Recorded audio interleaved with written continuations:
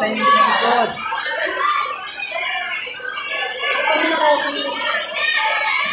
Nabigit tayo sa likod. Silence!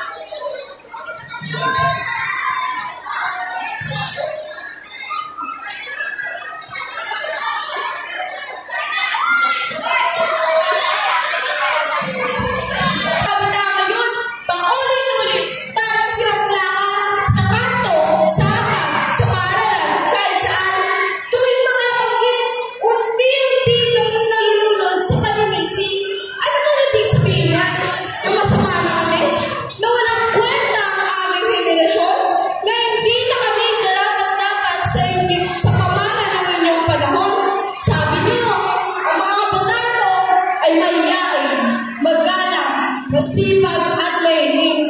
Ngunit sa bawat papuri sa nakaraan, parang isang parata ang ibinabato ninyo sa akin. Tanong ko lang, kung ganoon kaganda noon, bakit hindi pwede ngayon? Bakit parang lagi kaming kulang, laging mali, laging pasaway? Hindi ba kayo rin ang unang humubog sa amin? Noong una kaming tumingin sa mundo, kayo ang aming nakita. Noong una kaming natuto ng tama at mali, sa inyo kami umasa. Blankong papel na kami noon. Lahat ng ito ay bunga pa rin na kahapon. Ngunit bakit? Parang pinatakwil na kami. Sa tuwing kami nagkakamali, sinisisi. Sa tuwing kami lumalanan, pinatatahimik. Sa tuwing kami namumuli, wala kaming isip. Bakit? Sa tuwing mali ang aming kilos, ugali, pananaw, at pananalita, wala naman sumasakay sa amin. Kaya akala namin tama. Pakiusap, salit na kami usgahan, tulungan sana kami umahon. Ipakita sa amin kung paano tumindig na may dangal, at paano mag-isip ng may lalim, at paano magmahal ng may saysay. Naniniwala ko may pag-asa pa ang mga pag-asa ng bayan. Hindi lang namin alam kung paano. Pakiusap, tulungan niyo kami. Ako si Kian Janet Labriga mula sa ika-6 na baitang Pangkat Makakalikasan.